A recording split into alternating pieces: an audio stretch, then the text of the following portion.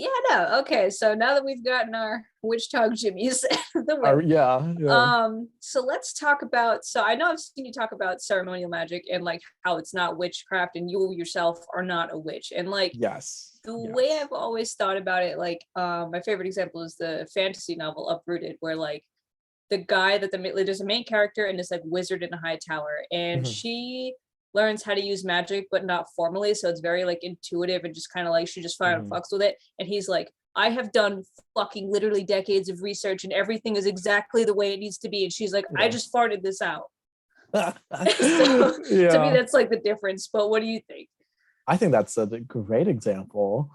I think like witches are definitely influenced a lot more by learning practical shit from themselves. Like they go out in the woods and they're like, "Oh yeah, I'm gonna commune with the spirits, and they're gonna teach me things." That's really what witches are.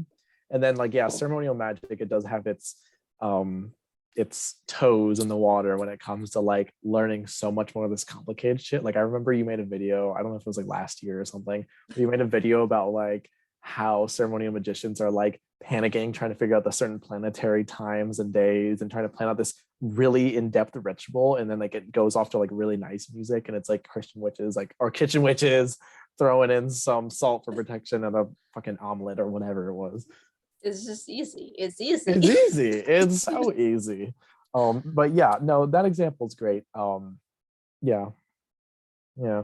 Solid. And so in that regard, like what kind of ceremonial magic do you do? Like what's a traditional, like what's your schedule? What's What's your my thing? schedule? Okay, Yeah, like what's great. like Well, each ceremonial magician, like any, this is like for any practitioner, anyone's going to have their own personal flair on their practice.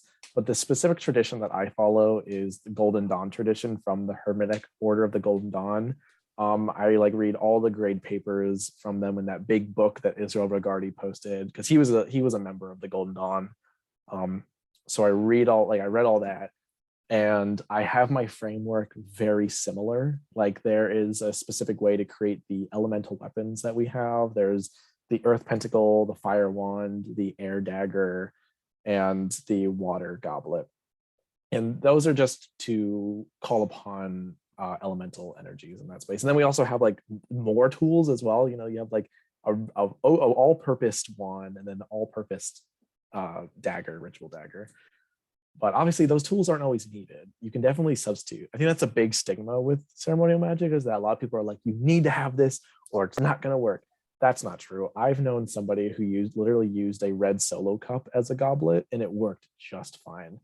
Don't let pretentious folks, you know, get to you about that. But digressing back to the original question, I practice more of a Golden Dawn tradition of magic mixed in with like some Solomonic magic parts. I'm starting to like move into that with my own personal flair, because I haven't been practicing ceremonial magic for like my entirety of practicing magic in total. I did start off years ago with folkloric practices.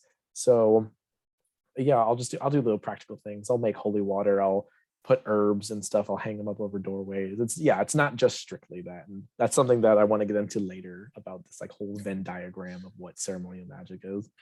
you have to like make graphics for this, and I'm Yeah, like, here's I the should. But the amount of times I explain this to people, I should make a fucking slideshow. but no, yeah. So I don't know, my in my perception of ceremonial magic is very much like you have to do certain things at certain times. Yeah, you don't have to do it at certain Okay. times. It's more so like it's an advantage. Like that goes for witchcraft as well. Of like if you want to do a love spell that's potent, you can do it on a Friday, which is Aphrodite's day, and that will obviously make it more potent, but never needed. It's never needed. I just think ceremonial magic is very much like you have to do this. However, there's some things that you do have to do, like for Solomonic magic, there's this preliminary invocation that you have to do before doing an evocation of any of the 72 Ars Goetia. And you like have to do that part. And it's this whole like page and a half invocation, which those are like some things you have to do. But like for other things, I'm like, doing any other ritual, you don't have to do it, because there's people like me that like to do things on a specific day during a specific planetary time during the specific moon phase. That's just because I like to be prepared. And just get it over with when needed instead of having to like scramble like I used to have to. But for something like really intense, other things I'll just like do some little practical magic and be like, okay, if it happens, it happens. You know? No, yeah. See, I kind of try to do like the moon phase and day thing too, but then it ends up just being an excuse for me to not do it. I'm like, oh fuck, I missed that Saturday with the waning moon. I have to Yeah. wait another 2 weeks. Oopsie doopsies. So, Yeah. Yeah. but yeah, okay. So and like I don't know. See, this is for me the difference with witchcraft is like I know that Solomonic magic has all of this stuff and Mhm. all of this way to summon, and I'm just like, I'm gonna put out a treat. And Mhm. if Yeah. Stolas, my precious bird sweetheart, comes in, he comes in. Yeah. Yeah. I want to actually I want to clear something up with that is that because my main part of my practice is spirit work. That is something I do all the time. And honestly, 99% of the spirit work I do is so practical and nonchalant. It's not like like I don't conjure things profusely. Like if there's something like extremely in folklore has been pretty dangerous, that is, or something I'm needed quickly, that is the only time I'll set up like an evocation of some kind with the triangle apart. But most of the time, nah, most of the time I don't do it. I mean, like I'll have some form of protection. I'll be like, you sit on the outside of the circle, but I'm not gonna like restrain you in a triangle. I'm just like, you know, yeah.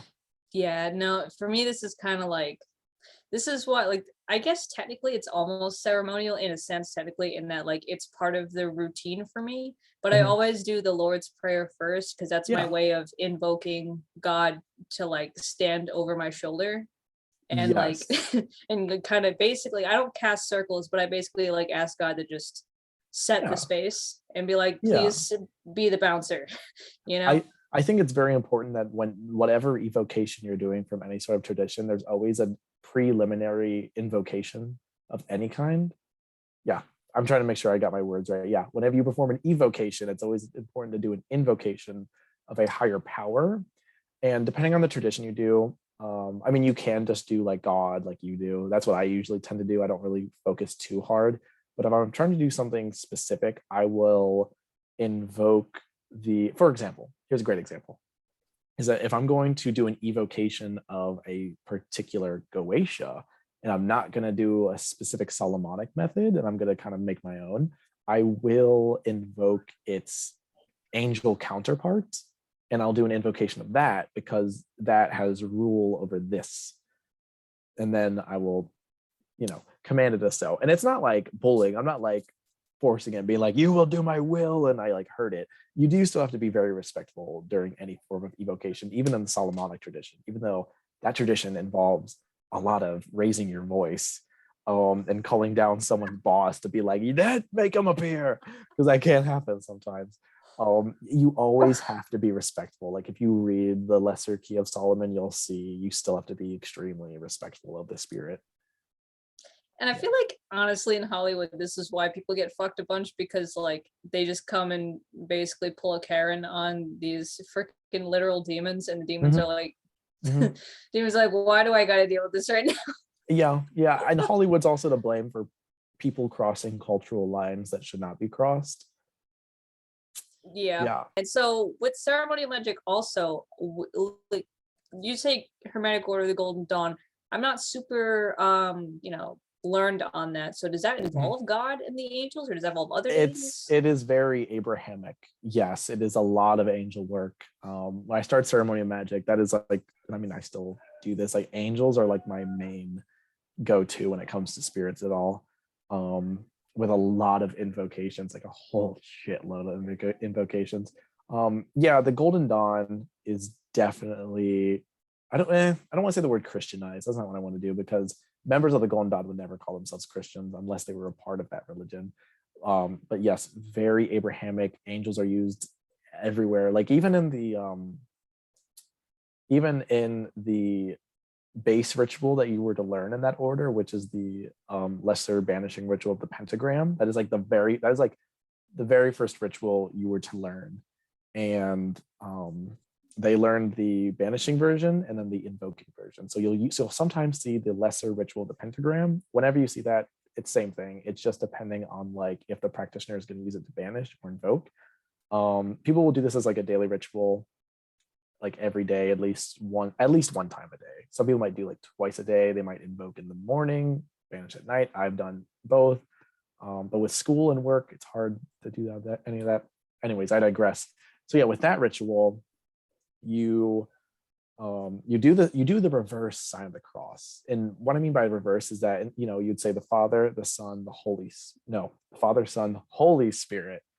When you switch it around and do the Kabbalistic cross with a Q, folks, with a Q, so you know, you do it the opposite. You do Ata Malkuth. You can either touch your chest or your groin.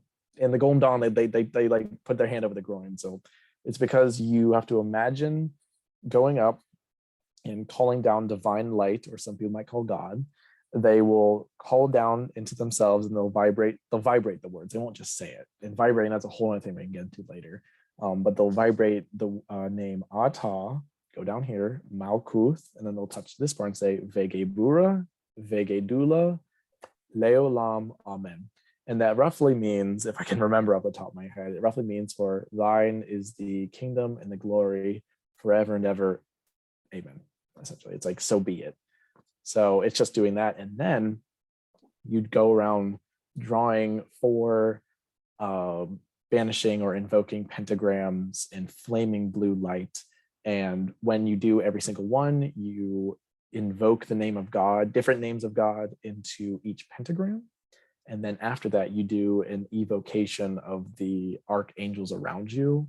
And some people believe that the archangels are legitimately there. I believe it's more so of like you are evoking their energy to sort of fortify that banishing ritual on the end. And then after you're done with that, you say something along the lines of, for around me flames the pentagram and within me shines the 6-rayed star. And you can either imagine like a hexagram all around you, on the bottom of the ground, in your heart, whichever one. And then you finish up with a Kabbalistic cross again. So just from that one ritual, you can see it is very Abrahamic in a sense, but we view it in a very esoteric way rather than like an exoteric way. Like, you know, that's something we can get into later. That's what I'm sitting there and I'm like, I need a notepad because like invoking, I think I get it, but I'm like, yeah, I mean, invocation, to what we say, is like invocation. There's 2 things throughout the years I've heard these 2 things. Is invocation is either invoking straight into the body, not like possession. That's a totally different thing. But they invoke into the body, so you literally are that being. Not like, I mean, literally is not the word I would use, but you are acting as that God. You hold that power. That was one way of invocation. Another way is making it so the spirit or energy is inside the circle, while evocation is just this like synonymous with summoning, which is on the outside, like it is separate from you, not related to you at all. So yeah, so invocation is adapting to those properties or having an inside circle, evocation or summoning on the outside. Okay, so to me it's almost like, I guess maybe like, you know, if you're invoking Michael, it's like putting on Michael's mask in a way, and just exactly. I know this one reader in person where he'll do an invocation of the Archangel Michael, and he will imagine himself being dressed in armor, and then he'll usually see Archangel Michael standing behind him. And that's another way of doing an invocation, is because like he is like, you're seeing him give you that protection, giving you that set of armor. Right. Yeah. So it's a lot of, I mean, like I've read Damien Equals like Angels and Archangels, and like I think he's got a lot of, like, for me who knows like nothing about ceremonial magic, it still like explains some things. And like I just like what he said, where it's like the most powerful magician can just go even with nothing, and which is like anyone, magician or witch, should be able to do that. And that starts with that kind of visualization and like being able to focus like that. But that being said, so for me, it's very much like a conversational thing when I have like Michael in the room, when I have God doing whatever God is doing. But do you ever like engage with these spirits that way, or is it more like a metaphorical or just like an energy thing? No, I don't ever engage, because it's not like a type of evocation that I do to really like commune with this being. It's more so just like there for the magic. It's not for anything else. With God, it's not really communicating, because I don't view God personally, to me, because I mean God is everything. So like God can literally permeate anything. If God needs to like talk to you down on like a human level, not like slang. We all know I'm against that. We all know I hate that when people treat gods like fucking college roommates, but more so like when like they need to like send out a message to you of some kind, I do believe that can happen. I view more God of like an energetic divine source. It is the energy that permeates everything. If you know anything about emanationism, that literally that of everything emanating from one source, and everything can return back to that source if need be. See, I never commune. It's more so just like I do an invocation of this power for me to complete something known as the great work, which that is the goal of ceremonial magic. But at the point of the time in the interview, we'll get to that. Yeah, no, oh my God. I just keep like adding questions because I'm just like, wait, what? But no, yeah, do it. I don't care. I think it's great. People, I mean, it is a complicated topic, and something I do want to touch upon with, because you brought up Damien Eccles' books, is that not a lot of people like him when it comes like ceremonial magicians. Like I was telling you earlier, a bunch of ceremonial magicians are so y'all just don't like anybody. Damn. They don't like anybody. They think that they're better than everybody, and that's annoying. Y'all are like the crotchety old men of magic, just being like, get off my books. Exactly. The amount of times I've met ceremonial magicians that think they're better than those who practice any folkloric practices. Oh my God, I'd have so much money if I was betting on it. I'd be giving them Naomi Novik's fantasy book as like a freaking scholarly text. I'd be like, here you go, guess who you are. yeah. But with Damien Eccles is that like a lot of ceremonial magicians don't like him because they're like, his shit is too like simple and basic. And I will say like there are some notes I have that can be added, but honestly, it's a good preliminary when it comes to like when you have nowhere else to go and you really don't want to start off with reading the Golden Dawn grade papers. I get it. Nobody wants to read that. Not even people that want to practice that tradition want to read it. It's so much. The book is literally like this thick. Nobody wants to read that. And like there are just so many different books that you'd have to grab for. And like anyone who wants to get into it, it can be really overwhelming. So Damien Eccles does put it more in like a practical sense, which is good to help. But like don't use that as like your reference guide. Use that to take off to go read something else. Yeah, no, I was just about to say like it's okay that it's simple, because to me it makes me think like of a recipe where you're like, where the fuck are the seasonings? And it's like, well, here's the basic technique of the recipe. Yeah. Go add your own stuff later. Like add more as you learn more how to cook. Is kind of what's like.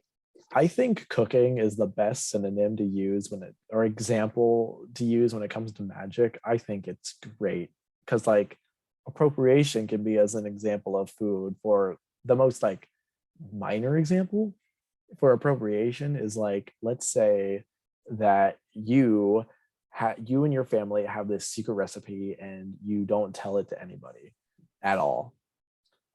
Then I come over, steal the recipe, claim it as my own, and start selling it to people. That is through food, and that is like a minor way of explaining cultural appropriation. Yeah, no, it's the cooking. Cooking is good because it's like it's got the method and the science. It can be applied to a lot of things, especially and then bake.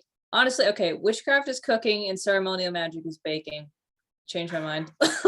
No, I would say ceremonial magic is like mixing alcohol. You got all your different spirits and you got all your different like methods. Like you have to shake it or stir it, not any other way. You got your million tools in the bar. Yeah, your million tools and like I don't know what that one spoon is. Like it's like the alcohol. Oh, the super swirly. Yeah, I have like the swirl. I was like, I don't even know what it's called. Like if you want to get rid of carbonation, you're gonna have to use that spoon, or if you're using a wine, a decanter to make it so there's no oxygen. I don't know. I don't drink alcohol. I don't know. No, I feel you. And then meanwhile, witches are like, I got some raisins from last year. Let's put that in the gravy. Like, ew, gross. No, I just bought I just made something for dinner today, and like I was like, this needs something else sweet. There's a lot of apple cinnamon here, and I just like chucked raisins into the gravy, and I was like, good, and it worked. It was delicious. Yeah, that. All right, everybody. Baseline of what we're talking about: magic and food. Great examples. That's just it. The raisins and gravy, if you want. Meanwhile, but yeah, no, okay, and all right. But no, yeah, it's interesting, like, because I don't know, for me, it's like the whole thing with invoking any spirits is like getting to know them, because I think they're fun and I think they're cool. And Yeah. like, Yeah, no, I, I love that series you do. I think that's great. It's a good way of dipping your toes into different aspects that don't get talked about a lot, and different and more nuance to certain spirits. I really like that. That's like hands-on spirit work that is just great and everyone to see instead of them overthinking things. Um yeah. yeah, Yeah, cool. yes, style. When you Thank get you. the Yeah. time, I want you to research these three things, because these three things are so important to getting through bullshit and real shit. It's doing whatever Noah did when he split the fucking sea. He You found mean Moses? Yes. I had a long day at work. Give me a break. It was Moses. Yes, I was thinking of Noah's Ark for some reason. Um, I was close. It was with water. Anyways, I digress. So research unverified personal gnosis, shared personal gnosis, and verified personal gnosis. Know those three. You'll thank me later. We might even talk about it later. Who knows? No, at this point, Yeah. the conversation is gonna go like a million places. But no, Yeah. Yeah. I think like with, I don't know, if anyone does anything with spirits, they gotta know like a thing or two about discernment and like how Mhm. to verify. Like I, even as a Christian, I don't think the Bible is like the be all end all, obviously, or else I Yeah. wouldn't be doing this. But to understand God's character, I'm still gonna look at his first stories. Like Yeah. Yeah. but okay. Moving on from all of that. Well, what the fuck was I saying now? We get off track so easily. Yeah. But you know, so for me it's kind of like more relationship wise. Like I view God as kind of like a father, in that like it's very funny. Me and anyone who's ever talked to God, Mhm. very much like the traditional Christian image is like this distant father who's like kind of overbearing and is going to punish you. But everyone I know who's met God knows that he's like hiding in your bushes with a fucking frying pan. Like he's so ready to just jump on your back and be like, hey. When I say that God permeates everything, he does. When I say what emanationism, folks, when I say God is in everything, I mean everything. He's got like, you'll be eating your fucking oatmeal and there are his eyes in the bowl like, hey, I see you Yeah. didn't do what you need to do today, and you're just like, Yeah. Like you can't get away from this. Like, you can't. Like in the tradition I follow, I come from God. God is in me, and I am a part of God. So, which is actually kind of similar to how I'm rolling, but yeah. Yeah, there you go. There you go. Yeah. But you know, so okay, and so when it comes to the goals of like ceremonial magic versus witchcraft, this is, I know, where like the biggest divide is probably. Yeah. Where like I pull my shit out because I'm like, I need money, and I just like slap some freaking basil and olive oil together, and I'm like, now we've got pesto. And so, well, for ceremonial magic, like what's the goal for you guys? So glad you asked that, and I really wish I had the Venn diagram ready for this explanation, but I do not. So we're just gonna roll with it. So the main goal of ceremonial magic is to complete something known as the great work, or in Greek, the magnum opus. And what this means is, I really lost my train of thought at the most important point of this. It's about achieving spiritual immortality and breaking the chains of reincarnation so that we can ascend more. Like people think that when you die and you become enlightened, you think that's the end all be all. It's not the end all be all. You go way beyond that. Like if you look at the looking even at like the Kabbalistic tree of life with a Q. I need to keep saying that so people know. Like I'm not, God, yeah. At this point, I'm like, I just don't touch it because I'm the rhetoric it's like it's exhausts so me at this point. I'm it's just so like, it can be I so can't. confusing. But what the Q is talking about, like the Hermetic Kabbalah, which is like, that's, Yeah. but like, I mean, if you look at any variation of the Kabbalah, you see Kether at the top of the tree. That symbolizes God. That symbolizes what we know, because you might see some like really old esoteric descriptions where like there'll be a crown above that Sephiroth. That is what it's talking about God. And everyone thinks that's the end all be all. When you get to heaven, they think that's it. It goes beyond. It's just that's the highest form of divinity that we can comprehend as what we are now. But yeah, the end all be all is to complete the great work, and that is a ceremonial magician's main goal. While witchcraft is more practical magic, it's more like what I can do on earth. what I can do to manifest my physical goals. And that's why not a lot of people like these classifications I'm about to throw out, but it's educational purposes. You might hear ceremonial magic be labeled as high magic, and then folkloric practice or witchcraft viewed as low magic. Now, I'll start with the bad views of this, and then I'll move to the goods just to end off on a good note with that, is that high magic, people always assorted with the higher class, because really that's what it was. Like in the past, it was the magicians of certain monarchs and courts, like Dr. John Dee. He was part of Queen Elizabeth I's court, and he was a big influence, but he had all those resources. He had all these tomes and all these books in his own room, that stuff. And he studied.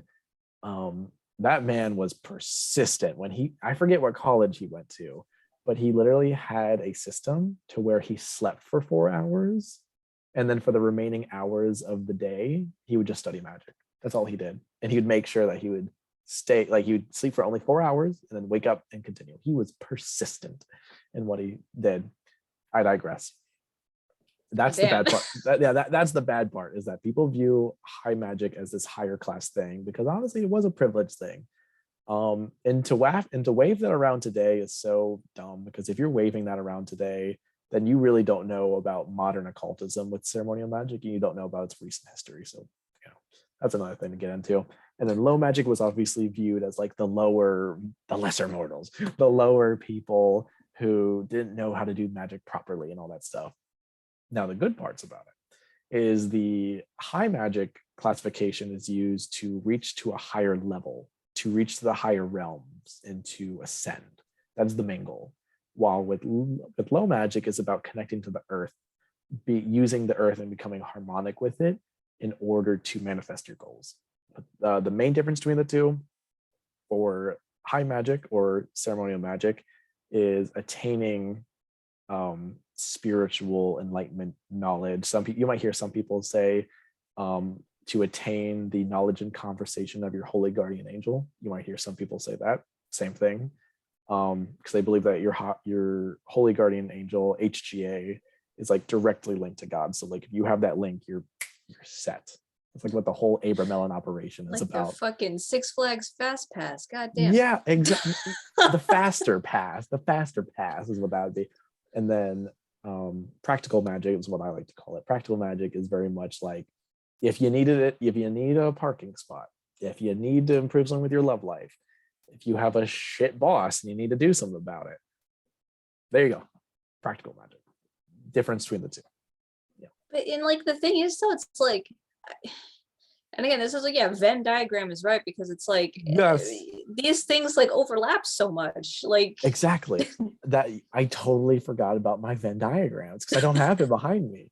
I don't have my board I wanted and everything. Okay, so thank you for reminding me about that. A lot of people believe that they are like, it's a dichotomy. They believe that you can be either one or the other, no mix. That is patently false. There is not a singular person in this world that will practice either that is only going to be strictly to one side.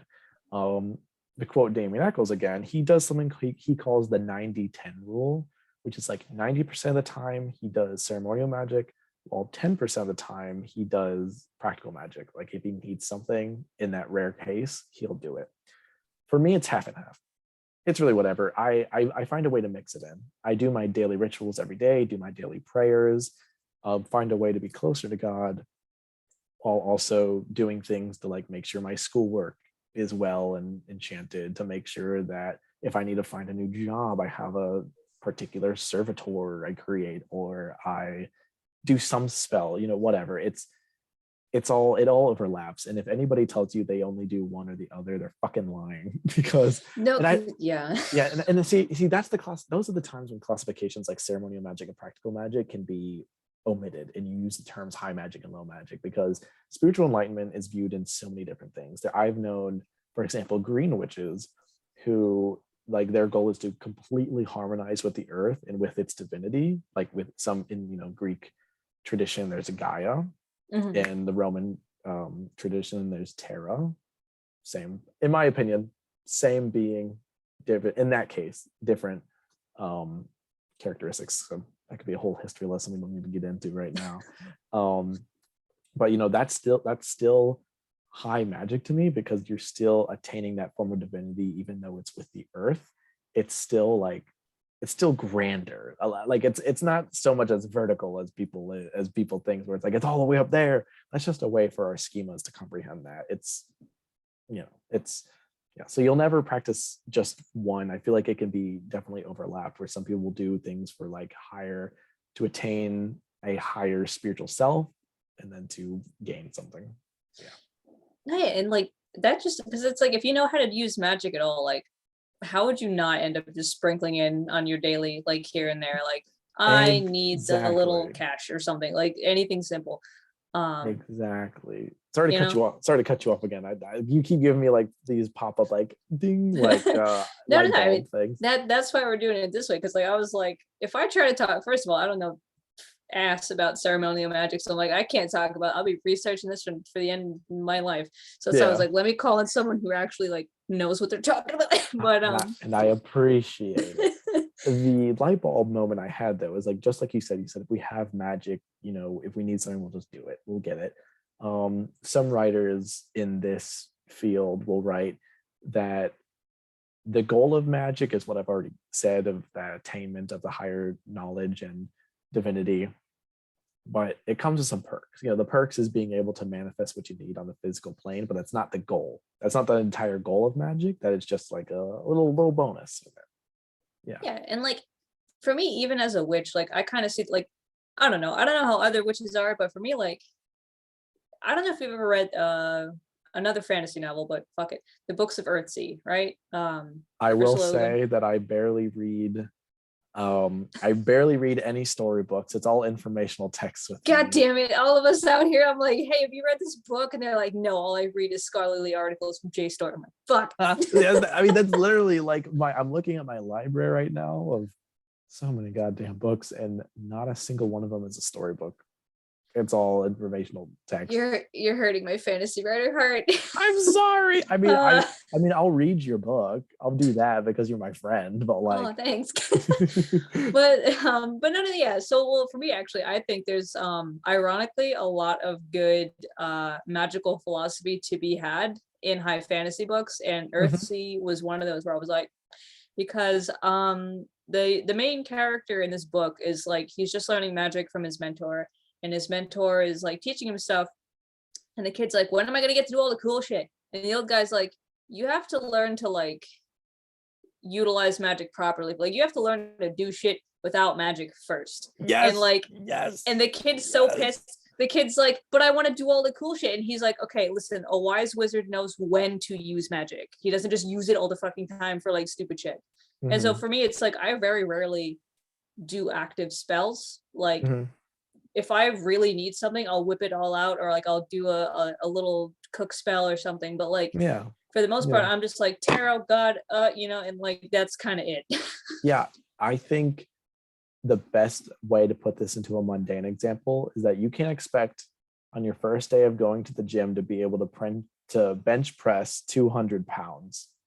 It's just not realistic. That's not going to happen. Same thing happens with magic. This ain't like fucking Hollywood where like you go into your grandmother's grimoire and you find this fucking lightning bolt spell, and if you say it right, it'll happen. It ain't like that. It is not like that. And that's why, throwing shade at the pagan publishing industry right now, is that a lot of these new age people are just throwing out like their own spell books and shit like this. Spell books ain't gonna work if you don't even know how to use magic. Yeah, like if you do not know the basics of magic, if you do not know about the whole thing about how intention isn't everything, if you don't know about the idea of herbs and the energy that they hold of any natural material that they hold, and if you don't know something as simple as just like either like energy manipulation, being able to feel the energy around you and recognize it, if you don't know any of these things, a spell book ain't going to work for you. It's going to tell you to buy, if for a love spell, buy a red candle, buy some hibiscus, buy some rosemary, whatever, rose petals too. It's not like, if you expect to all do that stuff and just light it on a Friday during the new moon, that like it's just you lighting a candle. with a bunch of fucking flowers and Oh plants. Like it's God. not it's Yeah. not going to work because you don't know the processes of how a magician, how a witch, how any practitioner does these things. So they're useless. They're utterly useless. Yeah, no, to bring it back to cooking and baking, to me, it's like you put the whole you put the cake together and then you just leave the fucking pan on the table and you don't put it in the oven. Exactly. You That's don't what go it's through like. that time of a spell. You don't go through the action. This is a great moment to insert this. I've been waiting to do this. One infamous magician that we might name later, because there's a lot of controversy around this guy. Oh, And if you're picking up on my signals here, you understand who I'm talking about within my tradition. He has my favorite definition of magic. Now everybody has their own disagreements with all different types of definitions. It's so hard to really pin down what magic is. But magic is the science and art of causing change to occur in conformity with will. Let's take it to that cooking example. You have the science and the art. The art is the cooking. Now you put it all together, you do the ingredients right. Now you don't have the will, you don't have the desire to execute this. And we know what that will is. The will is the oven. You're not putting it in the oven. You're just doing it because you're just like, okay, it says to do it, but you're not utilizing everything you have, for God's sake. Yeah. No. See, like I think this is honestly that definition of magic to me is more how I would define the actual action of craft. But like to me, magic is like the flame of the stove. You know, magic is like the Yes. oven heat. It's the actual energy. Mhm. And so like, but you know, it's like you make a pot of soup, but you never turn the burner on. And it's just like, well, now you got muddy water. Now you Yeah. got swamp. Congrats. Yeah. So it's Yeah. like, Yeah. you know, There's not but that will. Another thing to look at is like with the fire example is that in a lot, even in tarot, we're using tarot now. Shout out to the Del Toro tarot deck. I love this tarot. It's so fucking cool. If any of you have yeah. it, we're twins. But I fucking love it. It's the artwork is great. Anyways, in the tarot, the fire represents action. It literally represents will. It represents going forth and taking hold of this action in order for something to manifest or whatever all the other cards say. They're all nuanced in their own ways. But yeah, so just like that, you don't even like have the will. You don't have the desire. And like people might think of will as like just the action, like the conscious action. I like to disagree with that, because some people might even say that our heart pumping blood on its own without us having to actually consciously focus on it is the body's way of its will to live. So I wouldn't always say I wouldn't always say it's conscious. It's more just like it's really hard. Like when you get into like the esoteric field and the ceremonial magic field, you get dumped on with a bunch of philosophical shit that you have to sort through and really like to grasp, because if not, it's just a lot of headaches. You know, like this whole manifesting thing, like that requires a lot of like actual raw manifestation. Like that is like y'all are crazy, because like it's hard to just like literally just think something into existence like that is like you would be God if that was the case. You'd be God. Jesus. So it's like, and I do think that like, you know, if you put enough energy towards something, eventually you can kind of like shift things, and that's how that kind of manifestation works. But it's just like, again, even just that requires so much like active willpower, because you have to actually focus and see it and bring it in. And see, that's the thing, is that some people who know how to manifest correctly, they're gonna know how to visualize it in their mind. They're going to know how to execute it through energy work. They're going to know how to do all these things, while there's other new agers that think they're doing shit because they're writing Timmy love me 10 times on a sticky note and shoving it under their pillow and thinking that this person's going to talk to them. Like, you're not going through any of the other steps. You're not going through what else needs to be done. You're just writing on a piece of paper and shoving it under your fucking pillow, so that when you do that thing where you put your hand under your pillow because you know you want to sit in that weird like position when you're sleeping, but they tell you not to sleep in, but you do it anyways. You're gonna feel that piece of paper. But no, so actually, I guess with ceremonial magic versus witchcraft, what is one thing that you think they have in common? Like, what's one thing that's actually way more in common than people realize? That is a very good question. Going back to the mental Venn diagram.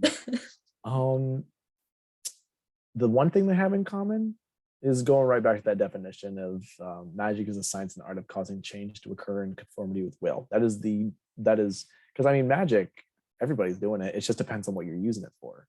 Is that, which I really don't even know if this would be a good similarity to tie between the two, but witches mainly do magic to manifest the physical, while I use it for more of attaining spiritual knowledge and things like that. So don't know if that's a good similarity. If not, ask me that question again and we'll do it.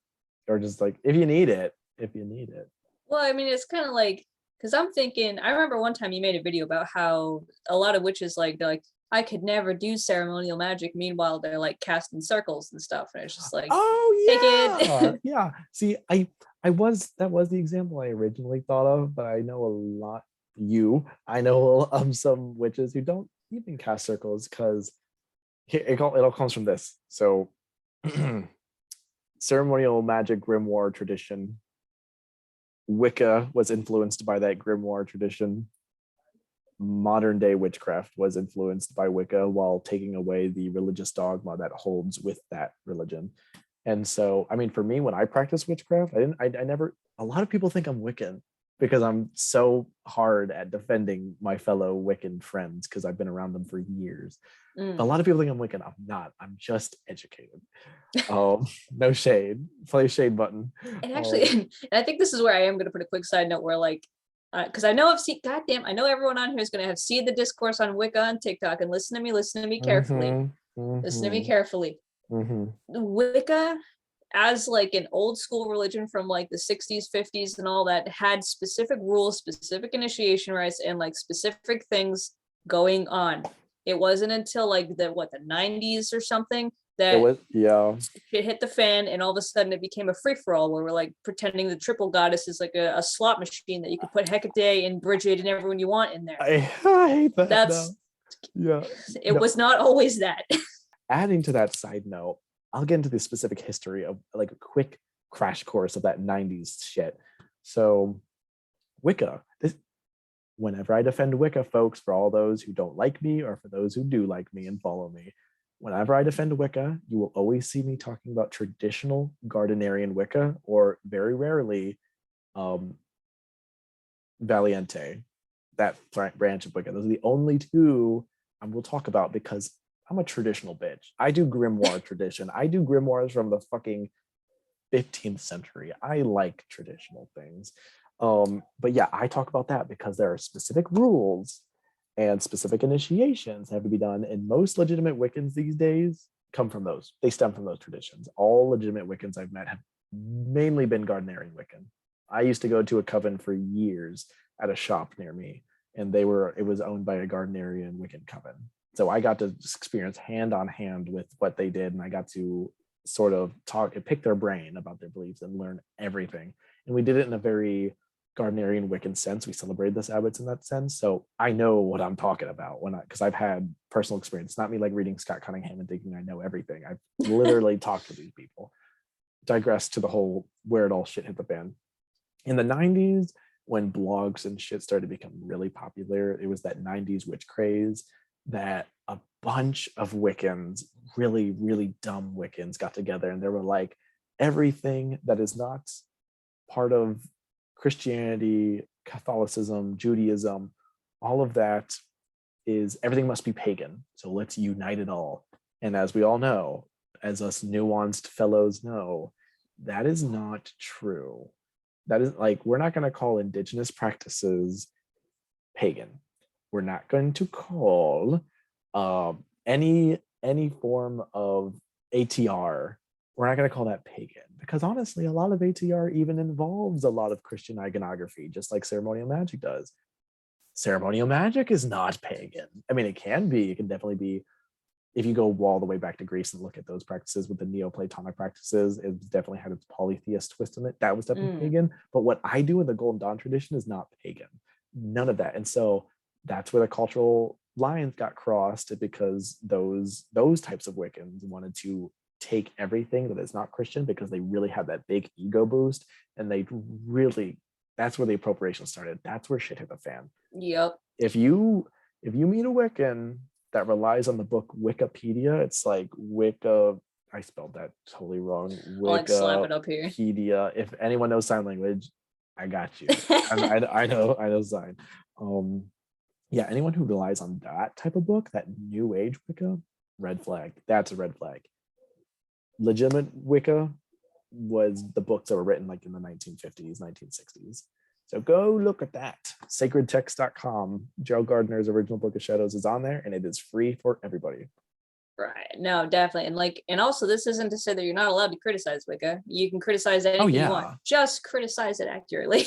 Criticize it accurately and do not hate on people. That is what I see everywhere. There are people, new eclectic age pagans are not throw shade, but they are hating on people. They're like, you're Wiccan, I don't want to be your friend.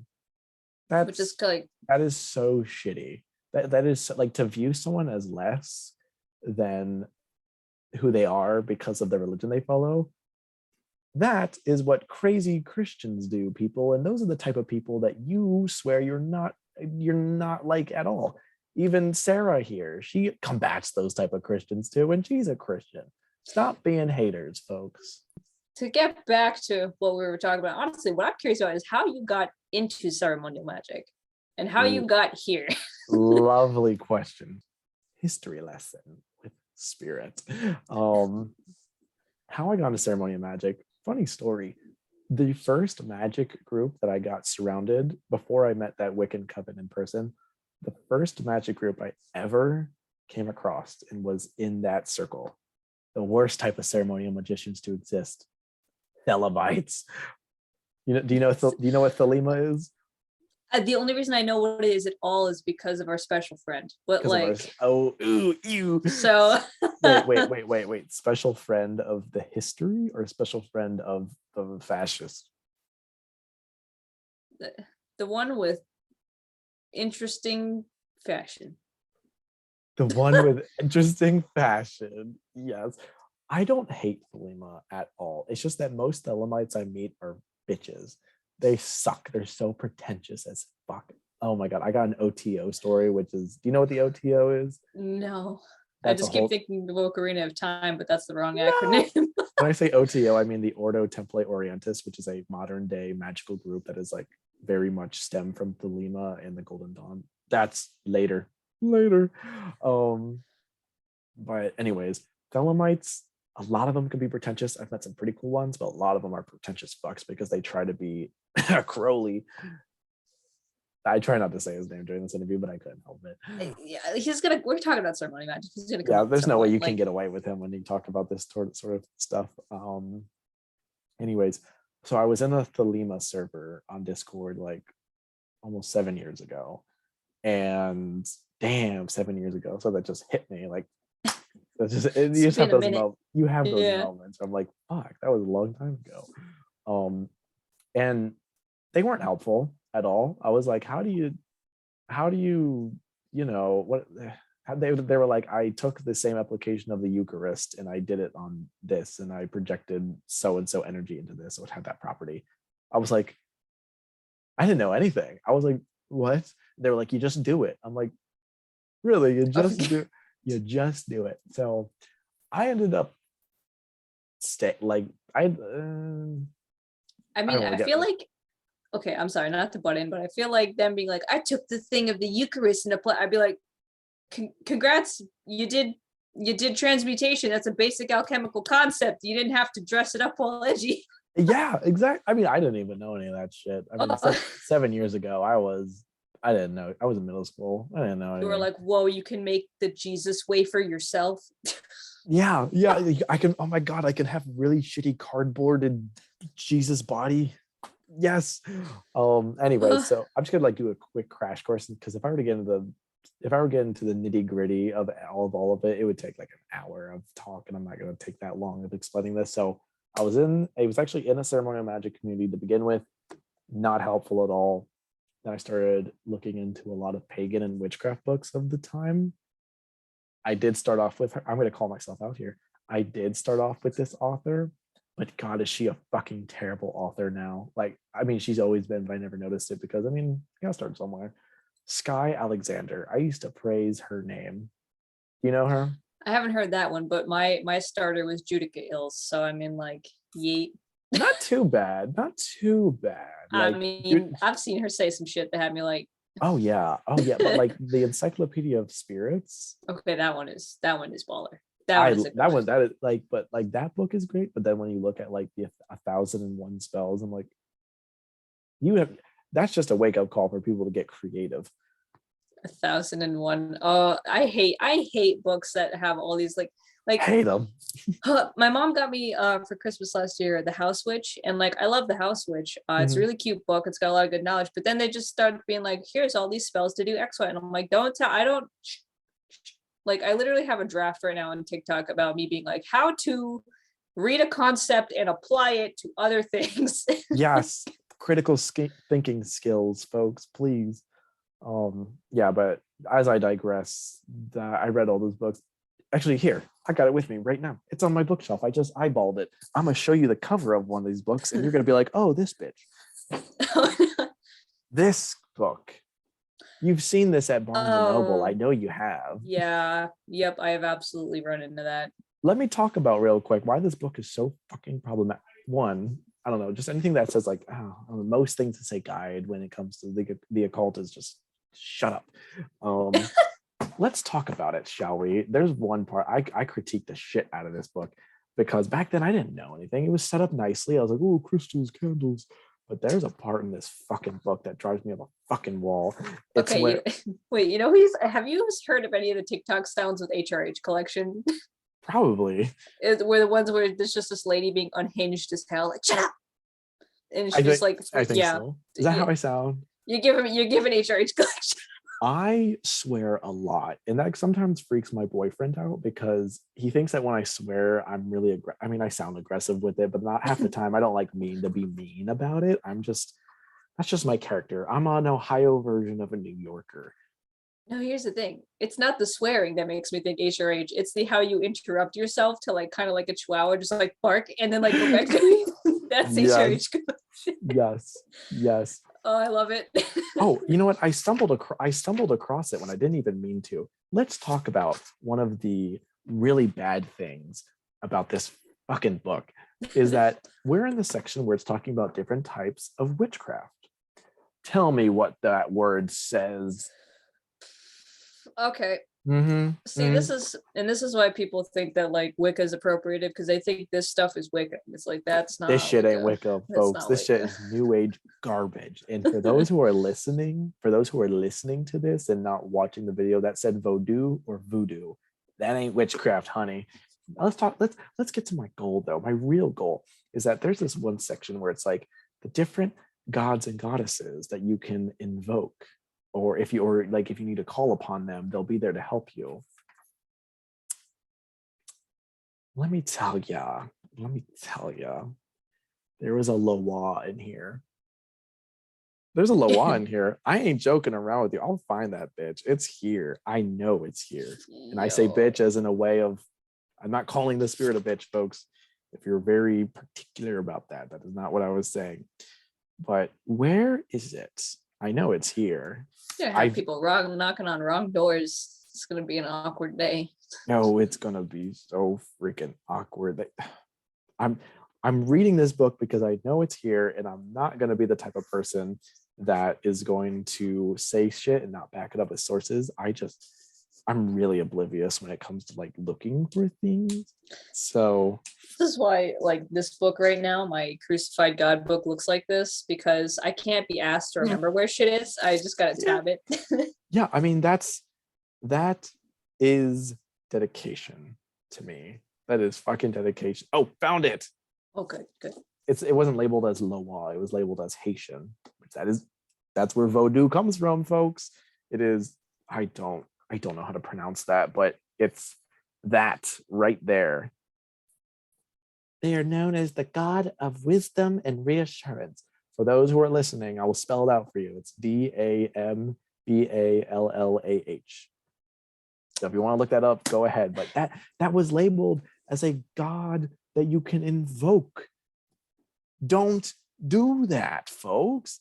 don't do that. You're gonna get yourselves hurt. And that's a slap on the wrist. Getting killed is usually what happens. And like for me, it's like I understand that I think these authors are trying to be inclusive and trying to think that maybe someone picks up my book who's going to be of Haitian descent and knows how to use these things. Mhm. But in reality, you're gonna get a bunch of like Starbucks chugging, UGG wearing like white Ugh, women ugh, in the wearing. like they're gonna be in there just like with their little poop bun looking for magic things, and they're gonna be like, oh yeah, I could just and it's like, Mhm, mhm. Bethany, you are Irish and Welsh. Go look over there first. Like, There are people who think that they can only read books from the year 2008 to the year 2015, any books written from that time period, and think that they can talk down to others, being like, that. Something that really pisses me off. But they're like, I don't know. It's going right back to the Wicca appropriation thing, and that shit's just giving me a headache. But I oh want my to god. challenge everybody here. If you know somebody, or if you are this person, no hate to you, but no shade to you. If you're somebody who's like talking down to others because they're like, oh, this is from ceremonial magic, it's bad. Doing casting a circle is bad. I've heard some people say that. So I got into that. And throughout my entire journey of where I am now, I've always been surrounded by different ceremonial magic aspects. So I've always picked up on these little things.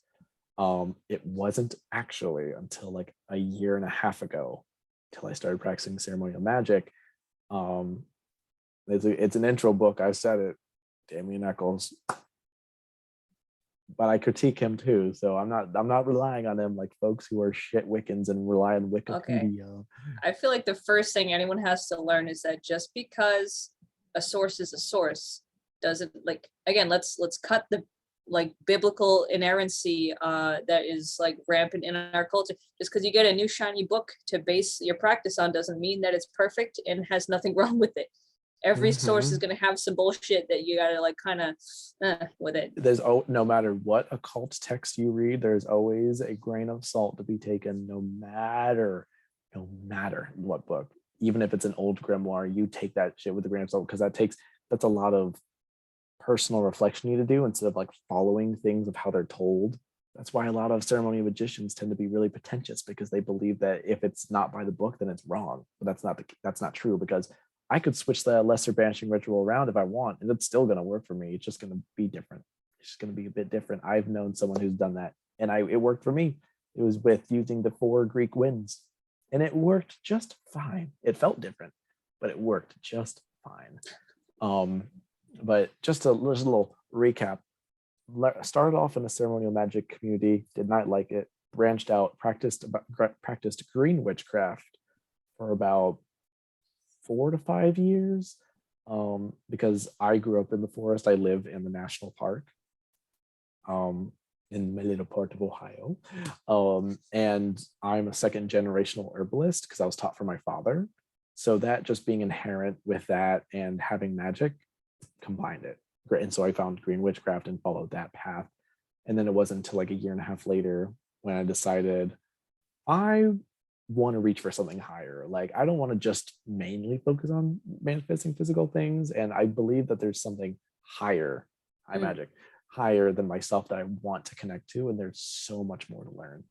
And I also really like the complexities of ritual. Like even though I was not Wiccan, I have a lot of tools, and I would always do a circle casting whenever I do a spell or ritual all the time because I really like the feel of the ritual. It just puts you into the mood. Mm. Um, and that's what I did. And from a year and a half now, that's what I'm doing. Practicing ceremonial magic. It was a long journey, and boy, did I have a big old paradigm shift that took 3 months for me to feel comfortable. Because let me explain. Have you ever had an intense paradigm shift? It like what when your beliefs are like just totally Totally smashed changed. with a hammer. Yeah. Totally changed.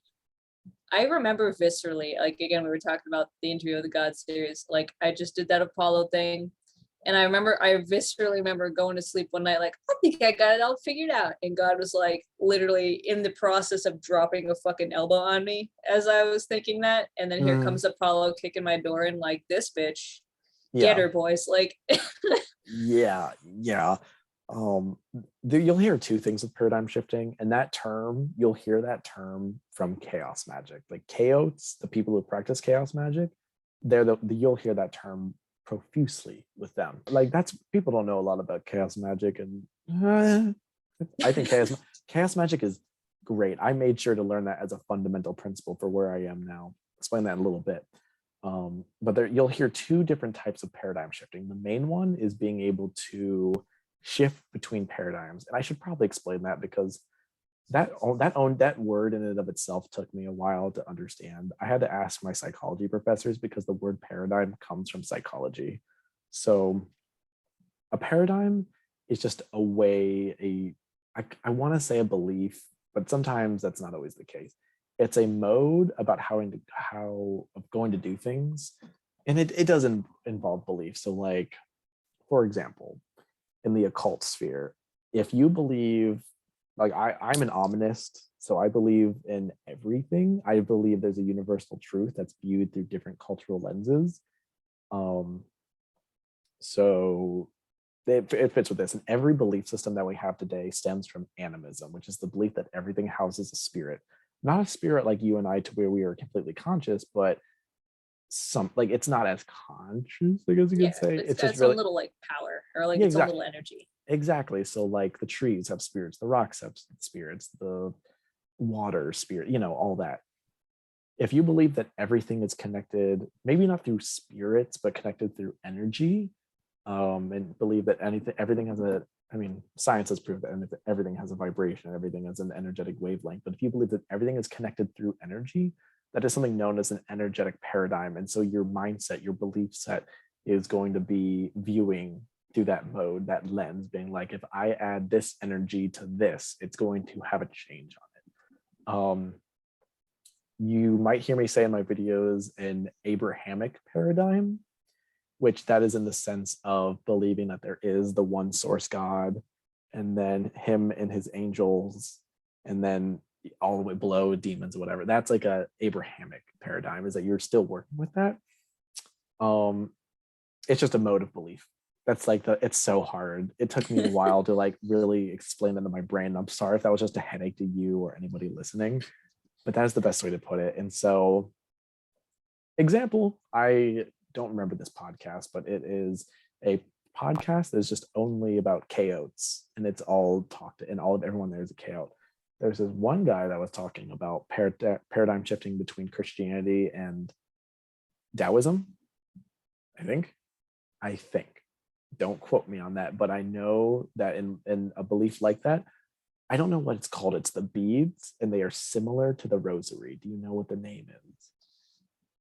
Do you know what I'm talking about though? It has like, it's not a feather, but it has like some There's like that little like teardrop shaped thing on it. on some of them, yeah. Yeah. Yes. Okay. I know what So you're talking about. that's used as a rosary by monks in that tradition. I'm pretty sure they're called monks. I'm not saying that with authority, folks. I am just trying to, because it's been a long time since I've heard this podcast.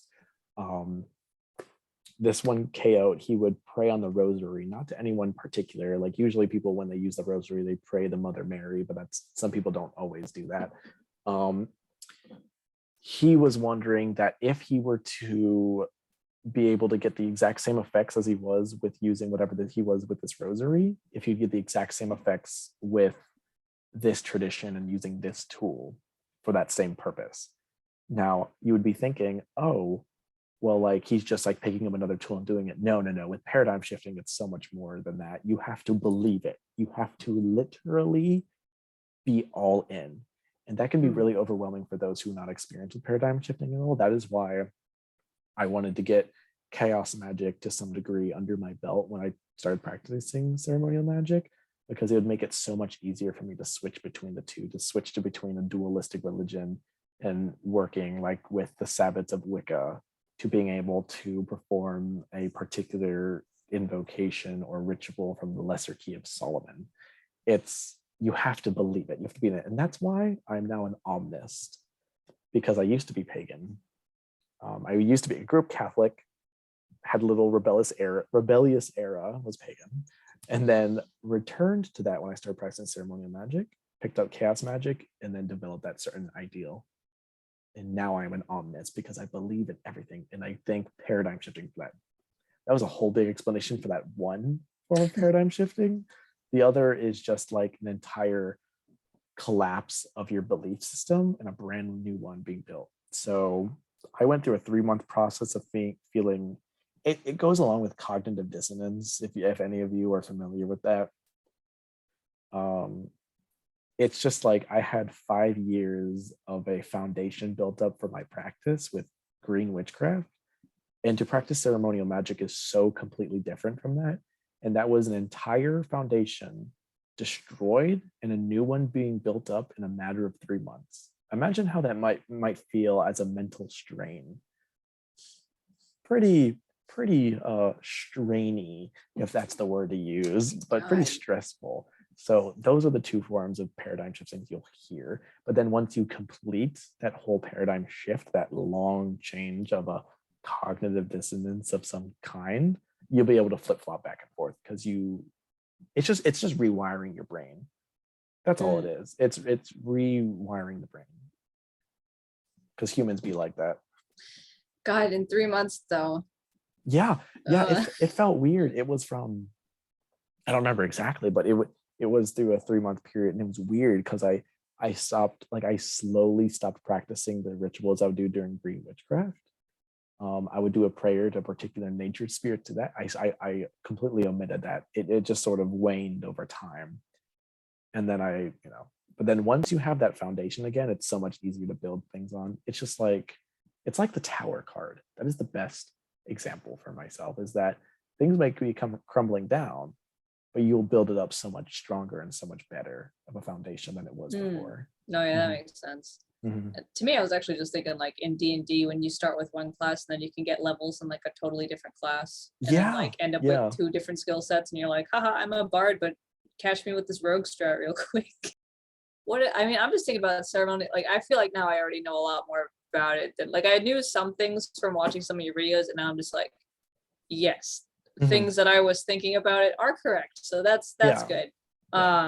But what is, like, I guess some of the biggest misconceptions about ceremonial magic? Like when people come on your page and they start, like, I see you sometimes being like, I'm not a witch, and people are like, but what about, and you're like, ah. Yes. I mean, if somebody wants to call me a witch, go ahead. But like, if someone's legitimately coming up to me and saying I am, I'll correct them. I don't get offended.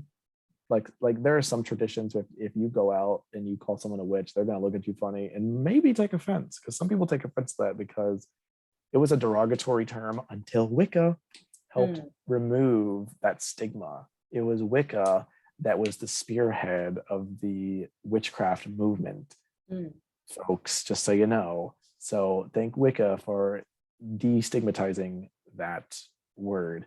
But others still hold true to that word, because a witch was not something that you gave yourself back then. That was like pre-1950s. That was not a term you gave yourself. That was something a community or people put upon you, and you did not want that name at all. That is not something you wanted. And just calling me a witch would just be inaccurate in itself. And I don't take offense to it, because I mean, a lot of people, that's like the term that people use now to apply to everything. It's just not the type of work I do. It's just historically the term that's always been applied to us. It's just been a magician. So that's a misconception. It's a lot of people think that we're witches. We're not. We do 2 completely different works. Venn diagram, not completely separate, but we have a totally different goal in our work. It's our main goal. Another misconception is that everybody thinks that we are Crowley like lovers. Not, like, I will say, and when I say Crowley, I'm talking about Aleister Crowley. Any non-pretentious and respectable ceremonial magicians will say this, what I'm about to say, is that we respect Crowley for his work and his involvement with what modern occultism is today. But him as a person, no. we don't support who he was as a person. He literally made one of his followers drink cat piss. And then Mussolini, a fascist dictator, literally didn't kill him. He kicked him and banned him from Italy. That should tell you a lot. So we don't accept and we do not support what Crowley did with his social views, with how he, like anything social wise. We don't respect him. We only cookie cut out what he did with magic and be like, this is very good work, because everybody, like, no matter what time period, there was always something very problematic. There's a spectrum here. It's either like they were super problematic or like they were still problematic, but not in like big ways like this is. There's always got to be something that was never socially acceptable, or that was socially acceptable back then, but not socially acceptable now. So Crowley, good for magic. Everything else, kick him down a flight of stairs. It reminds me of how, like, when you take a Psych 101 class, the psychology professor inevitably, like, sighs dramatically, opens the book, and is like, we have to learn about Sigmund Freud. Fuck him, but we have to talk about it. that is exactly what it is that without Sigmund Freud, there are certain parts of psychology that would not be here. But we ain't gonna say that he was right. We ain't gonna say that he was right, that if you hated your dad, you were in love with your mom, and vice versa. We're not gonna talk about incest, because he wasn't right about that. Not at all. And that was stupid. And that was dumb. But he was a spearhead for certain psychological concepts. And that's what we can say. That's what we can say he was good for. But do we say that we like him? No. Dude, no, we do not. Bonkers. Dude was so bonkers. He was goofy. When it comes to witchcraft, like, people forget that you can be an atheist or an agnostic and also be like a witch or a practitioner, because like it can be a very psychological thing. Like, it's extremely psychological. Like, it doesn't have to involve belief in anything. Oh, exactly. I want a great example. And this example comes from Modern Magic from Donald Michael Craig. It's a big like ceremonial magic book. It's an okay book. It's not my favorite. It's a big work. It's a workbook. It's pretty large. And there were some things that's in there that I really liked. And one of them was this, is that you can either view it through a psychological paradigm, or you can view it through a energetic paradigm. Those are the two examples we're going to be working with. We're looking at the example of the definition of magic that I go by. Science is the magic and art of causing change to occur in conformity with will. Through a psychological paradigm, someone's going to change one word in that. It's going to be, magic is the science and art of causing change to occur in the mind through whatever, just put the word mind in it. Oh, we're gonna try that again. Magic is the science and art of causing change to occur in the mind in conformity with will. Now, here are the two examples. Let's say you do a spell to get money, to get money to pay off a bill, right? We're gonna say it's $50 for like a phone bill or whatever. If you have the first energetic paradigm, if you were to believe in that, you were to do the spell, and then you go and take your daily walk around the block. Something tells you that you should turn left instead of going right like you usually do. You turn left and you end up at your neighbor's house, and they're like, oh, I owe you money. I totally forgot about that. Here's $50. Through an energetic paradigm, they're going to say, oh, it was like the universe pushing me into that. While through a psychological paradigm, it's more of priming yourself to psychological, because like you remembered, like even though if you can't bring it up consciously, there's like your mind is infinite. If you can't remember it consciously, it's so far ingrained into your memory that by doing magic, it brings it out. And so through a psychological paradigm, they're going to think, oh, it was your unconscious convincing you to turn left. It was that feeling, that gut feeling you have to turn left, go there, and then you end up being, oh, because you knew that there was money at that house because he owed you that money. No matter what paradigm you view it through, magic works, whether you view it through an energetic paradigm or a psychological paradigm. So that's why the whole argument where people are like, you can't be an atheist and do magic. It's like, I don't know. That's why the definition of magic cannot be pinpointed down to a singular definition besides one that you feel comfortable with, because there are so many different ways of looking at it. And that's what magicians do, is that we spend all of our time dedicated to learning about magic as much as we can, because magician just translates to the doer of magic. We literally, that we are magic, we do it. That is our whole being. And that's why, and that's a philosophical and scholarly side to ceremonial magic that I really like. Mm. No. Yeah, no, like, see, like, as for, I don't know, ceremonial magic has that cool piece, and like, I like that piece, and I really like, it's like, even if somehow one day I lost all faith in everything, that component would still be there. Like that, like meditative focusing component and like priming component would always be there. So it's like, that's what's really cool about magic, is that like it literally does not require anything other than like your own brain, to be honest, and like your own ability to like shift your ideas. But Yeah. I was like, oh, but yeah, so it's like with ceremonial magic has like the philosophy and like this side of it. Meanwhile, witchcraft is very much like the spiritual side, and like it's almost kind of touchy-feely in a way, where we're all like the grass and the rocks and the birds and the trees, but like it's all kind of, I feel like they're, you know, as we're talking about ceremonial magic, oh, this is the goal of this, and like witchcraft is this goal, but I feel like it's all still the same at the same time, you know? Venn diagram, it's just a different way of looking at it. Yeah, because like totally different way of looking at it. Yeah, exactly. Because like I feel like because yeah, like everyone does a little bit of both. I feel like most witches, especially witches who have some kind of deity in their practice, are absolutely looking at like a personal development slash like spiritual growth angle as well. Like we're not just sitting here being like, ah shit, I really don't like this person, let's put some bees in a jar of piss. Like, you know, so like, you know, just wishy things. But like for the most part, it's like, you know, especially with my interview with the God series and all these things, it's like, let's find out what, like, to me, it's literally engaging with a different facet of divinity and like a different, I guess, manifestation of it, and being like, what are you and how do you interact with the world?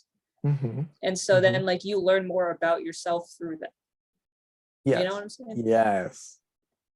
See, that's why I love magic. You can tie so many things together, and it is an infinite thing. No matter whatever topic you talk about, you're never going to know everything. You're never, because there's always something to learn all the time. Learning about magic, it's like trying to pick up every grain of sand, every, like, let's say white grain of sand in the desert, and putting it into a bag. You're never going to do it. It's impossible. You ain't gonna do it. It's so but this is like, and I guess just like a personal question, like for me, like going through the stuff, and especially when I had all these like still very lingering Christian beliefs without realizing it, like I was super afraid of the dark because I was afraid of demons and ghosts and like blah, blah, blah. And now I'm just like, now I feel like that cat in the overalls who's just like standing on his hind legs, like, what you doing? What the fuck you doing over there? Because I just, with my mug, like, yeah, it's Tuesday and there's a demon out there. Oh, like for me, it's just more confidence. Like I don't know everything, and like I'm okay with not knowing everything because I just find and learn things as I go. So it's like I'm not afraid of things anymore. Is the big thing. I mean, that's like the literal manifestation of knowledge is power.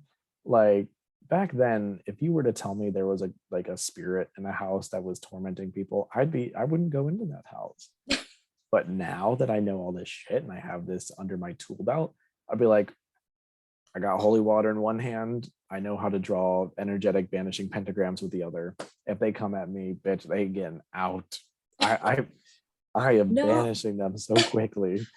Literally, oh god, this is actually time for a personal experience moment. Like I actually did do an exorcism once, but that was when I was still very spooked. And so like I had my two like pagan friends, and I'm sitting here trying to invoke Archangel Michael, and I'm like running out of the bathroom because it's dark and spooky, and my friend's got her hand in my back like, no, fucking stay in there. And I was like, ah.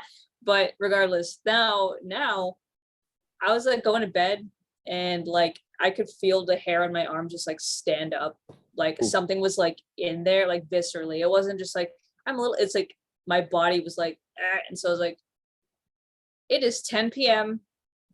I need to get up for work, bye. And it just left, and I was like, yay. Yeah, there was a time, this actually what happened a year ago, a little ghost story, folks, where I didn't have any good protection in my room. Because since I had like a whole paradigm shift, and I was trying to find different ways on how to do protection within the tradition I follow, I took down everything I owned previously, and I said, I'm going into this bare bones. I had my boyfriend has it now. I had at the time a protection amulet that kept malevolent spirits away. It just kept him away. It was on my nightstand, and you see that one right there, that nightstand with the salt lamp on it, that one.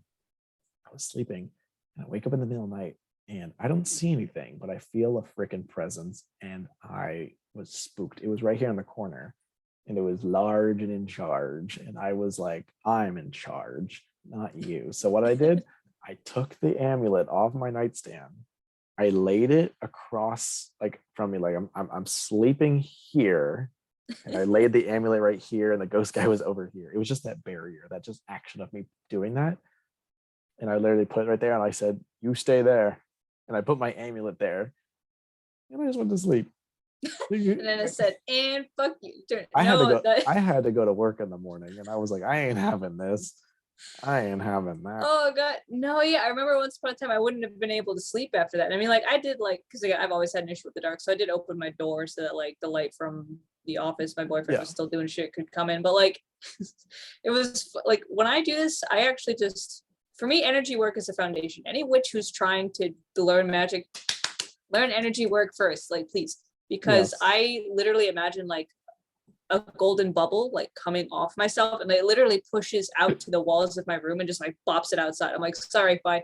It's so nice. And fuck, I'm gonna start sounding like a fucking Damien Eccles fan here. But like him and his wife published this book back during summer, and it's called Ritual. Like this is what it looks like on the ends. This is what it looks like. It has a sigil. I think this just translates to this either means like this is a sigil he made. It's either means magic or it means ritual. I don't remember which one it is. I liked it because because Damien Eccles, he puts a lot of energy work practices, and one of those practices you just named is something he put in there.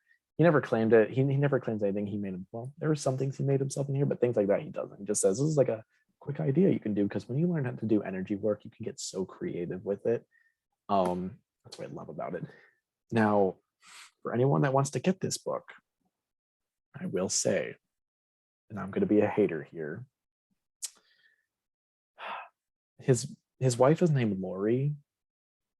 Her description, her little insights in this book suck ass. She's not a magician of any kind, and not to say that non-magicians can't give good tips, but like all of her shit sucks balls. Like if you look in the book, you're gonna see, can you see this well? I can't see. Okay, you see how there's like a cursive L behind the title or behind the thing, the little header. That's from her. Now if you were to look at like something such as this, where it's fire burning through feet, that's like a cleansing method to help you ground, you see how there's a D behind it? That's Damien stuff. Damien has good legitimate stuff. His wife, garbage. What is she saying? Like, what is she just like? She just has like the worst descriptions and explanations of little bits of energy work ever. Like, she literally takes the explanation of, if you want to feel refreshed, imagine yourself jumping off a diving board and into a pool. And I'm like, that is so specific. And no, because no, while like Damien Eccles is over here, he's like, imagine a great big ball of white light from up in the sky, breathe in and imagine it coming down and into your being, and then take your hand out like this in the sword mudra and literally draw out a line of white light around you. Take your arms like this and fold it above you so it caresses over you, and do that so there's a giant egg-shaped barrier around you. He does it so well with the explanation, while she's over here being like, jump off a diving board and pray to God. Literally. Fucking mood. Me every day. Just wake up, jump out my window, and hope God puts something soft underneath. It's just that she's so specific with it in a very mundane way, but it's not even a good way. It's just, No, I because that's what they're I like. don't Damien's like getting it. like specific, but it's like step by step, like IKEA Yeah, instructions. You know, like you yeah, got the no, shelf, you got yeah, the and drill. she's over here being specific with nonsense. I don't like it. Like, like here's the thing. Is let me show you. I'll fucking show you. Okay, sphere of light shield. That's what I was just talking about. Look at this. He literally has a description of that's his little hand and a little tattoo Damn. there. It literally has a little affirmation to say, and he literally shows this. He shows this type of thing, and there's like step by step. What are you doing? I'm on a thing. Sorry, my boyfriend just rolled in wearing my fucking slippers again. Okay. I didn't know if you wanted to cut that part out while I was in the middle of the thing, so I just No, sorry. That's okay. That's okay. Sweet. Continue. Going back, so you see there's like little spaces between each paragraph because these are different steps he has. Like same with this one, different steps. That's so easy to read. What does she have? Paragraphs upon paragraphs, and nothing is spread out. It's just so even anything like the Keys of Solomon has steps. It has headers on what to do. Not her. She's not a good author. She's not a good author. She's just like casually describing this really weird process. Yeah. So That's so funny. When it comes to this book, I only focus on this guy because Fair. I mean I read all of it, but when I go back to it, I don't look at that at all. I don't. I just don't. And it's a really good book. I'm not sponsoring it. I'm just saying I like it. No, I might get it just because like I want like more actual sources for energy work. Because believe it or not, you want to know who taught me about energy work? Fucking Naruto, dude. That's like, I mean, if it works. When I was a kid, I was like all on the Naruto thing. Then I started looking up Tai Chi and like la, and then I got the basic sense of like your energy, like, you know, and those like freaking spellsofmagic.com things where you like make a little ball here and you like expand it and shrink it. And I was doing that shit when I was 10. I was like, hell yeah. That's like the 0.1% thing that worked on spellsofmagic.com. If you were born between the years 1998, I'm gonna say 1998, if you were born within that and then 2004, and you're in the occult, you had to have come across spellsofmagic.com, and there's no excuse for that. I know you have, and don't lie to me. I looked up how to create strong winds. I did do it, and did it work? No, but at least I tried. Dude, I was 10 years old in my little notebook writing down spells to like speed up time and like fucking shit. I had the little notebook under my bed and everything. I tried to hide it, and then my brother, he like took it out and he was like, don't get involved with this stuff. This stuff's gonna mess you up. Look at me now, a fucking magician, like summoning the Goetia at my will. This is like, okay, so like to preface this, my parents are awesome. They are totally fine with what I do. They understand it. They let me explain it. They're happy that I'm happy. But when I was 14, I was having sleep paralysis, and I was getting in all the witchy stuff. And my parents were like trying to be supportive, but still wicked fucking uncomfortable. And so I'm having these sleep paralysis fucking illusions coming in with fucking demons and shit. And my mom's like, oh my God, my kid's about to get eaten by some shit. So she's freaking out. She's throwing out all my things. She's like taking my books away. She's accusing me of summoning demons, and which the most I'd ever done by that point was make some icky potions with like her basil. So like, you know, but yeah, there was that whole charade, and my dad came home and like tried to smooth things over and be like, well, you know, it's just we have life experience because like we know that some people get involved in this and like you know, then they get abducted into covens. And I'm like, I'd want to be abducted into a coven. I think that'd be cool. But like, I'm sitting there at 14 like and in the back of my mind I'm like, y'all don't know what you're talking about. Y'all don't know what you're oh my God, I bless love him. this sort of God bless him. God like, bless him. Like now that I've explained it, now they're like, oh, okay.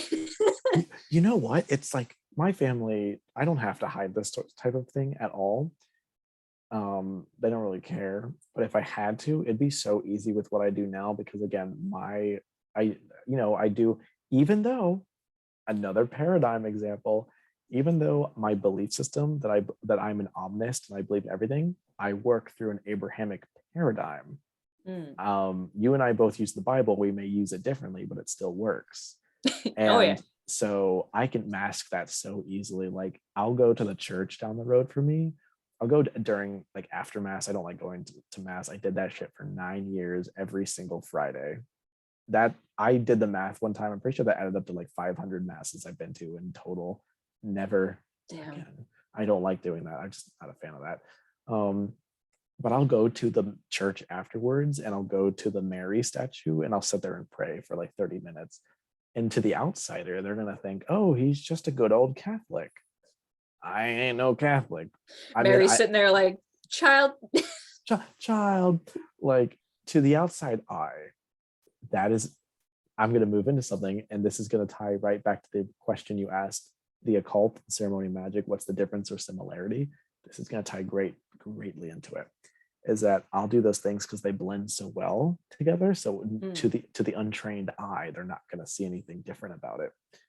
This is the difference between esoteric and exoteric, which are great things you'll hear in my community. Let me explain real quick.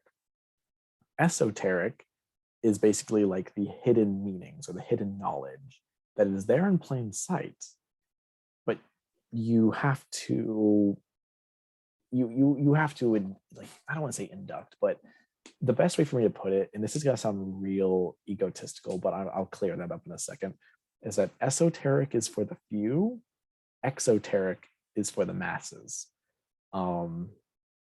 So it's the best way, because I don't want to be like, oh, I'm special because I have this secret knowledge. That's not what I'm trying to do. It's more so of like the few amount of people in the world that will take the time to really learn about these hidden meanings, and then those who will just accept it. So I'm going to take a Bible story, and this is going to be one of my best examples I can give at the moment.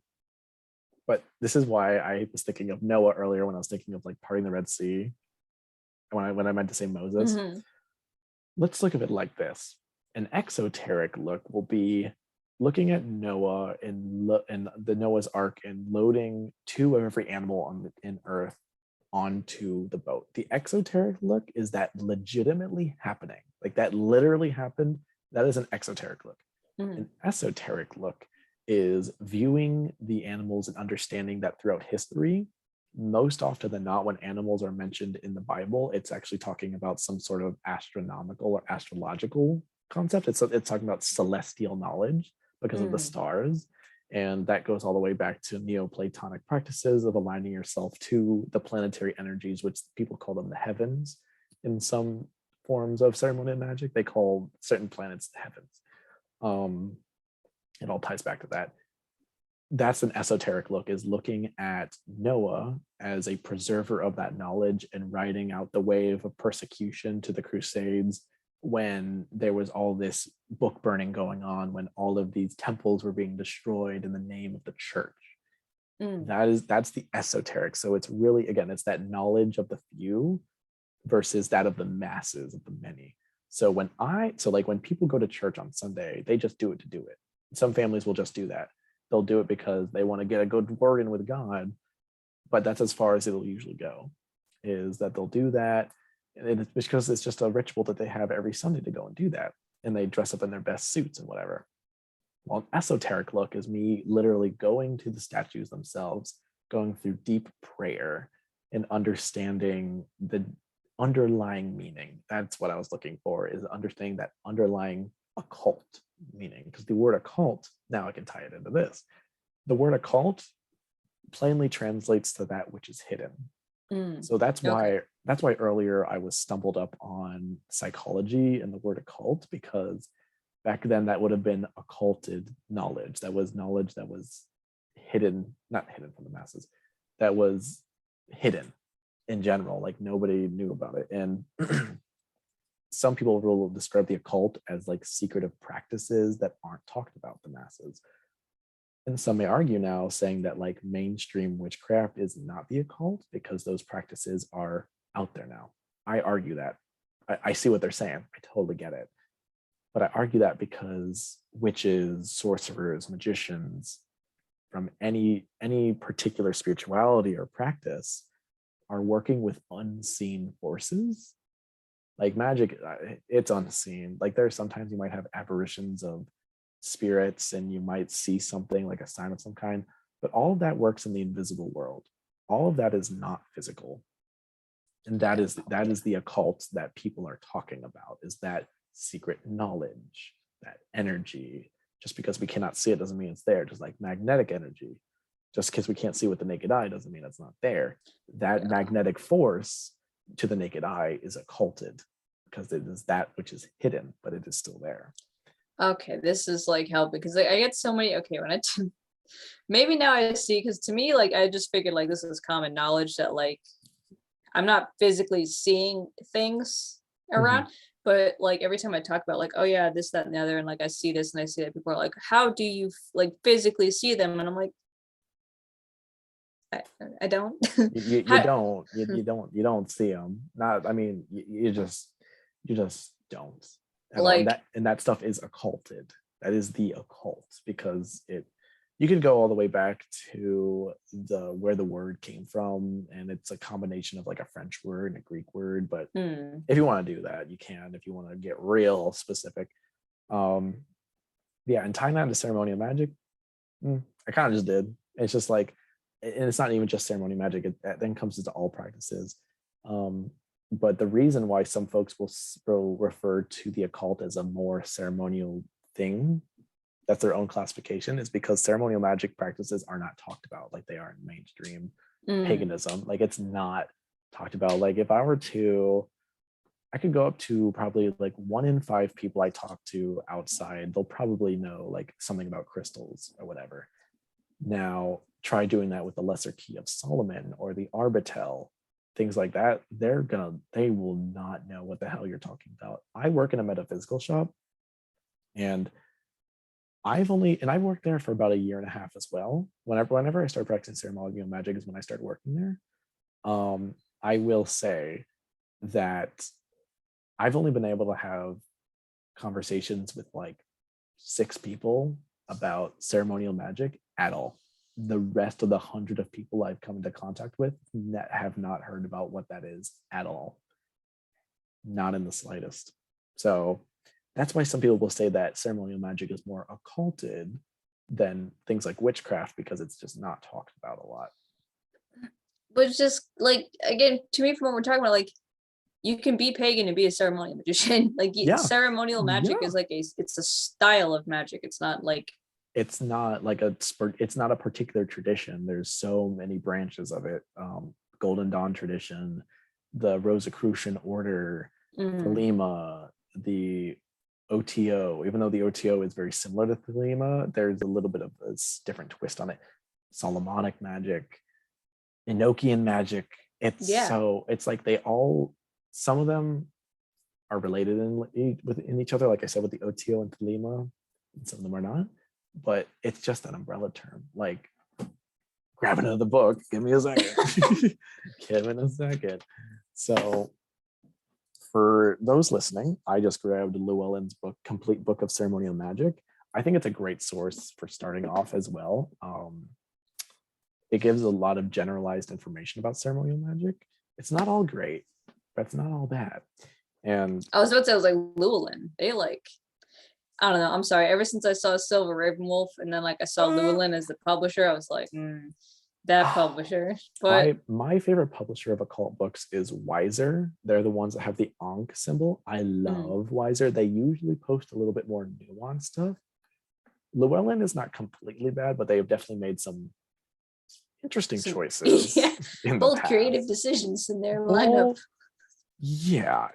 And the reason why I grabbed this book is because one of the last chapters of the book, because there's 1 or 2 authors for every chapter, and it's talking about totally like everything involved within the ceremonial magic sphere with the modern occultism. So like there's a section talking about Solomonic magic, there's a section talking about Enochian magic, there's a section talking about planetary magic. In the section that I am on right now is not the one that I wanted. Okay, here we go. The section that I am on is polytheistic ceremonial magic.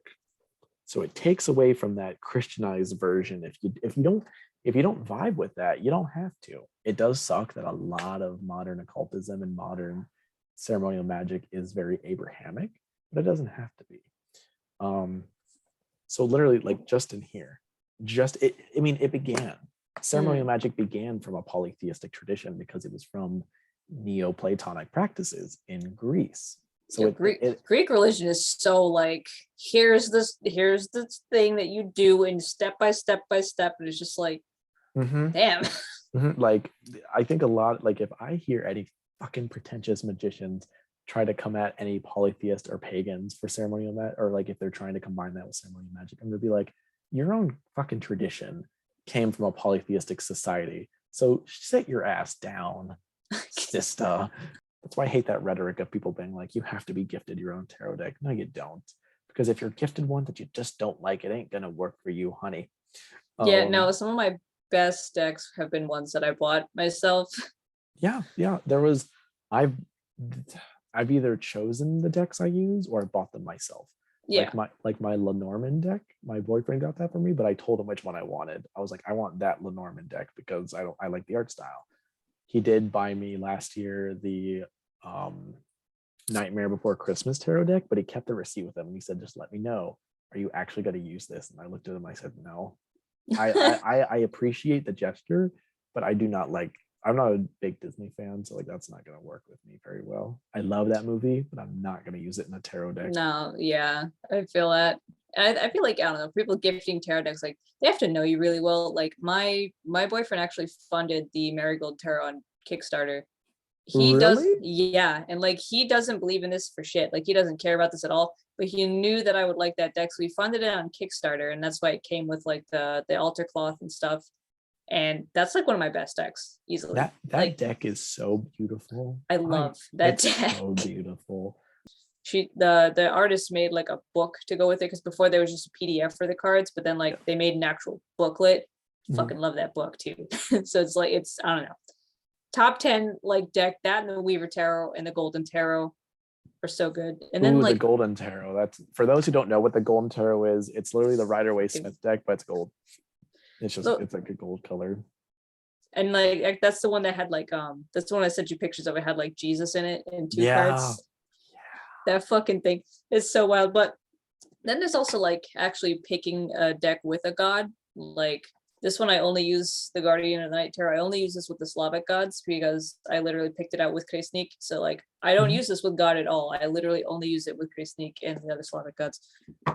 Yeah. There's something that, not to go off track even more than we already are, but like people use different decks for so many different things. And for me, my main deck that I use is the Del Toro deck. I use that mainly. However, my very first deck, not really, but and I say not really because that's the whole thing. But the legitimate deck that I use a lot is the Rider-Waite-Smith deck, and that one's in its own cloth and its own box, packaged away. That is only used for particular readings. Like if I'm about to do a reading and I get a feeling of being like, I need to use that deck instead of this one, I'll go grab that one. And then I have the Occult deck, which is the one with all the Goetia on it, and the counterpart is the Angel deck, which I really want. I'm gonna get that soon. I saw Devil's Advocate hold those up and I was like, fuck, I want those. Those look cool. Yeah, it's the Occult Tarot, and then the Angel Tarot is the counterpart because I love it. Because it's got the Goetia and then all the archangels on that one. And then I have my Lenormand deck, which Lenormand, I ain't gonna get into that. There's a difference between that and tarot, but that's a whole nother episode too. Yeah, no, so that's I guess, to how are we gonna sum this up? Basically, I know that differences now between witchcraft and ceremonial magic. Ceremonial magic's trying to do like that higher learning, higher growth. Witchcraft is more just like trying to, I don't know, get Becky to call you and throwing fucking apples around on Friday. Yes. Saying, God damn it. But what's something we've learned between the two? What can they be fit into? A Venn diagram. I wish I had like, I feel like every witch and magician, like as we were talking about in that Venn diagram, they use both, and they have similar ideas already. They're not enemies, I think, is the big thing. TikTok treats them like, Witch Talk treats them like there's some kind of different species or like enemies or something. It's like No. y'all are literally like the same thing, just from different sides. Like, We are all practitioners, my friends. It's just a different mode of how you're going about your magic and what your personal goal in life is. which is the easy way to put it. But yeah, Mhm. no. So I think this has been a fruitful conversation. Thank you for just sharing your all the things that you know about ceremonial magic and how that differs from the absolute like cottage witch bum shit ass. But yeah, so cool. So this is Spirit, and you can find him on TikTok. Can you find you anywhere else, or is it just TikTok right now? Yeah, it's just TikTok. I mean, I'll make a podcast later, but you can follow me on TikTok at the Magic Eclipse, and that's magic with a CK at the end. If you've got a problem with that, let's talk about it. I got a whole thing about that. I have God, we're lots gonna of have like 8 different conversations. I have lots of videos explaining that. So it's the uh Magic Eclipse on TikTok. Perfect. All right. Well, thank you very much, and I will see you around. So Of yeah. course. Thank you so much.